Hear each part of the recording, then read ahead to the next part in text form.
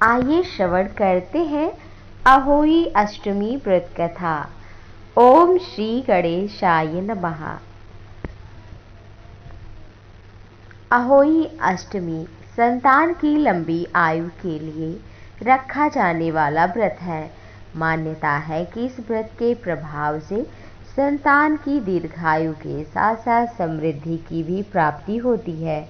अहोई माता के आशीर्वाद से भक्तों की कामना पूरी होती है। इस दिन माता पार्वती की पूजा का विधान बताया जाता है।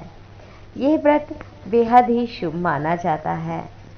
अहोई व्रत करवा चौथ के ठीक 4 दिन बाद अष्टमी तिथि को आती है। देवी अहोई व्रत मनाया जाता है। गोबर से चित्रांकन कपड़े इत्यादि पर किया जाता है। उस पे बच्चों की आकृति बनाई जाती है। माताएं पूरा दिन निर्जला व्रत रखती हैं। शाम को या प्रदोष काल में पूजा करती हैं। करवा चौथ में इस्तेमाल किए गए करवे में जल भरा जाता है। शाम को विधि विधान से माँ की पूजा की जाती है। फल भोग मिठाई का भोग लगाते हैं। तारों को करवे से अर्घ देने के बाद व्रत का समापन किया जाता है। इसके बाद अहोई माता की व्रत तथा कथा सुनने से अन्न जल फिर ग्रहण करना चाहिए। उस करवे के जल को दीपावली के दिन पूरे घर में छिड़का जाता है। मान्यता है कि अहोई माता की पूजा करके दूध चावल का भोग लगाना शुभ माना जाता है। कथा इस प्रकार है। एक साहूकार के 7 बेटे थे और एक बेटी थी। साहूकार ने अपने 7 बेटों और बेटी की शादी कर दी। अब उसके घर में 7 बेटों के साथ 7 बहुएं भी रहती थीं। साहूकार की बेटी दिवाली पर अपने ससुराल से मायके आ गई थी। दिवाली पर घर को लीपना था। सारी बहुएं जंगल से मिट्टी आदि लेने गईं। साहूकार की बेटी भी भाभीियों के साथ निकल पड़ी। साहूकार की बेटी जहां मिट्टी निकाल रही थी उस स्थान पर स्याही शाही अपने बेटों के साथ में रहती थी। मिट्टी काटते हुए गलती से साहूकार की बेटी की खुरपी के चोट से शाही का एक बच्चा मर गया। इस पर क्रोधित होकर स्याहू ने कहा, मैं तुम्हारी कोख बांध दूंगी। स्याहू के इस प्रकार वचन सुनकर साहूकार की बेटी अपनी 7 भाभीियों के साथ एक एक कर विनती करती है वह उसके बदले अपनी कोख बंधवा ले। सबसे छोटी भाभी ननद के बदले अपनी कोख बंधवाने के लिए तैयार हो गई। इसके बाद छोटी भाभी के जो भी बच्चे होते हैं वे 7 दिन में मर जाते हैं।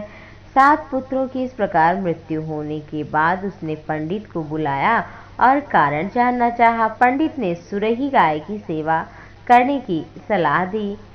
सुरही सेवा से प्रसन्न होती है और छोटी बहू से पूछती है कि तू किसके लिए मेरी सेवा इतनी कर रही है और क्या चाहती है। जो कुछ तेरी इच्छा हो मुझसे वर मांग ले। साहूकार की बहू ने कहा कि स्याहू माता ने मेरी कोख बांध दी है जिससे मेरे बच्चे नहीं बच पा रहे हैं। अगर मेरी कोख खुलवा दे, मेरी गोद भर जाए तो बड़ा उपकार होगा। गाय माता ने उसकी बात मान ली और उसे साथ लेकर के 7 समुद्र पार स्याहू माता के पास ले गई। रास्ते में थक जाने पर दोनों आराम करते हैं। अचानक साहूकार की बहू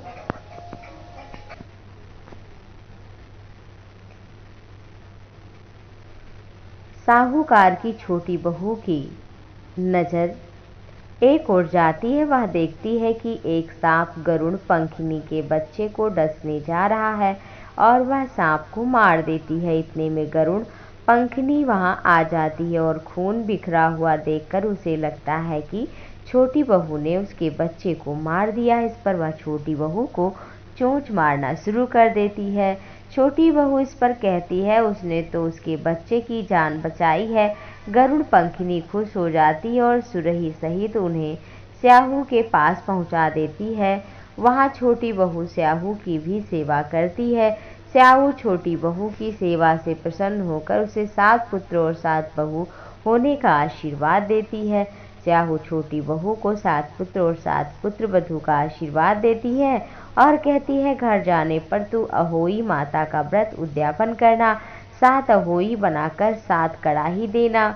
उसने घर लौट कर देखा तो उसके 7 बेटे और 7 बहुएं मिली। वह खुशी के मारे भाव विभोर हो गई और उसने 7 अहोई बनाकर 7 कड़ाही देकर उद्यापन किया। अहोई का अर्थ होता है अनहोनी, अनहोनी से बचाना।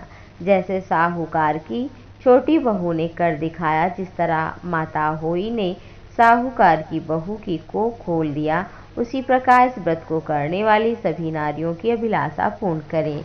इस तरह से अहोई व्रत कथा पूर्ण हुई। आप सभी पर माता अहोई की कृपा बनी रहे। आपके घर में सुख समृद्धि, धन धान्य, संतान वृद्धि हो। जय मां अहोई।